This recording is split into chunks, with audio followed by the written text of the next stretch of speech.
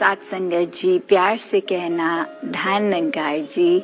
दासी ने कुछ समय पहले ही पढ़ी कि कैसे एक व्यक्ति जो उस तरह से बहुत इंटेलेक्चुअल था और वो ये सोचता था कि मैं इतना बुद्धिमान भी हूँ, फिर भी मेरे को क्या चीज है जो दूर रख रही है, एक मेरे को नीचे की ओर खींच रही है। तो उसको समझ में ये आया कि एक उसको सब्र की कमी है कि वो किसी के कुछ भी कहने से छोटी चीज कहने पे भी इतना परेशान हो जाता था। तो सल्यूशन के रूप में उसने अपने आप को एक ऐसे घर में शिफ्ट कर लिया जो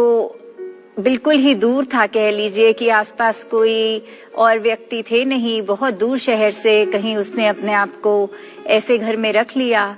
और 7 साल के बाद एक व्यक्ति कोई उसके घर के आगे से जब गुजरा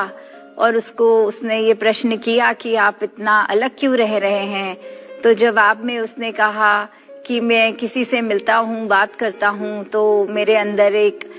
गुस्सा आ जाता है या मेरे मुताबिक चीज नहीं होती तो एक चिड़चिड़ापन आता है। इसीलिए मैंने वो चिड़चिड़ेपन को दूर करने के लिए कि मैं अपनी बुद्धिमान हूँ, मैं इतना उसके बीच में कोई ऐसी चीज ना आए जो तंग करे, इस वजह से मैंने अपने आप को इतनी दूर अकेले रहना शुरू कर दिया है। तो फिर वो जो इंसान था उसने उसको ये बहुत खूबसूरती से समझाने के लिए सवाल पूछा कि और अपने बारे में बताएं कुछ, और सवाल करने लग गया।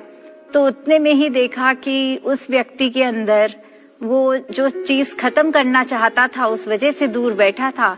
वो हैबिट, वो एक अपने अंदर से इंस्टिंक्ट वो खत्म ही नहीं कर पाया। और इतने सवालों के बाद वो खुद उसको यही कहने लग गया कि अब आप अपना रास्ते पे जहाँ जाना था वहां जाइए, मुझे और परेशान ना कीजिए, मुझसे और सवाल ना कीजिए। तो कैसे हम इस स्टोरी में ये देख रहे हैं कि अगर एक चीज है जो हम अपने एस्पेक्ट को किसी को दूर करना है तो वो करना अच्छी बात है, पर किस तरह से करना है। यहाँ जो सब्र की बात है कि सब्र नहीं है दूसरे की बात भी सुनने का, वो इतने कम ही चाहे सवाल और इतने सालों बाद उसने करे, किसी को से बात भी करी किसी से इतने सालों बाद, तो भी वो अपनी जगह वो आदत वो कामयाब ही रही। उसने इतना प्रयत्न करके भी कुछ हासिल ना किया। तो दातार कृपा करे कि जो भी हमारी सिचुएशन है, ये दुनिया में ही विचरण करना है।